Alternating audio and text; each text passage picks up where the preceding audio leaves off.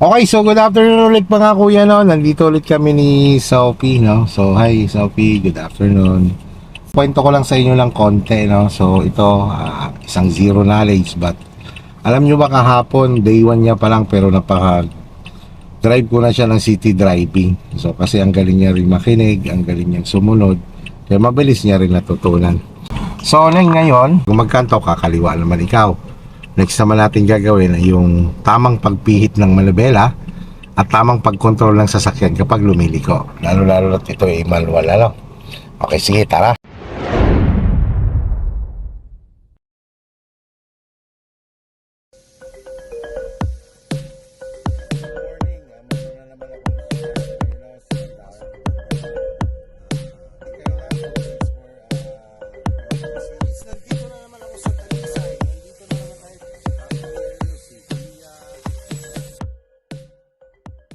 Kaliwa ikaw. Sige, gas. Bago lumiko, kontrolin mo lang control.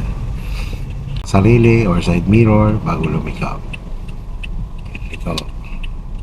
Liko, tuloy-tuloy pa na pala. Control, bawi. Yan. Tapos, doon sa dulo. Kaliwa naman tayo sa dulo. Control, yan.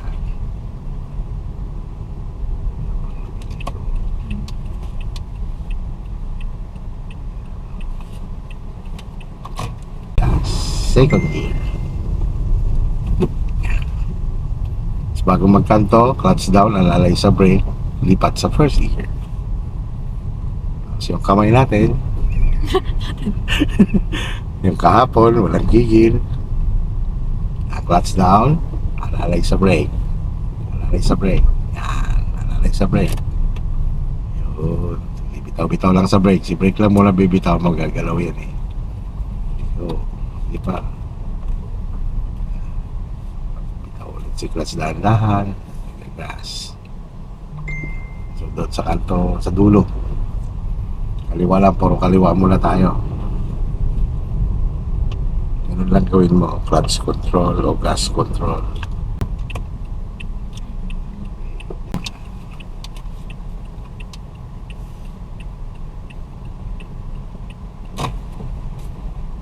Spoilo ka ng konti para makapag second gear.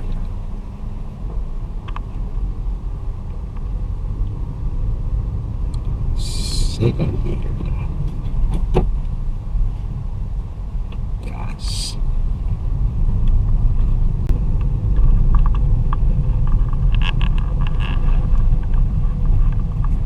Balik ulit sa first gear. Yan. Kaliwa ka dyan. Signal. Yan. Huwag mo naliliko hanggat wala pa sa reference. Kailangan nasa reference ka lagi bago ka pumihit ng manubela, ha? Signal, dito pa lang signal na yan. Clutch down mo, tapos nag-aalalay ka lang sa brake. Yan. So, time mo tumapat ang balikat mo or di kaya side mirror. Alalay.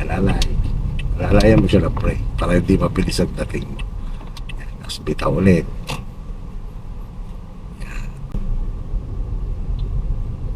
Kapit sa kaliwa, doon nadikit ang kanan. Pag pulang pipihit.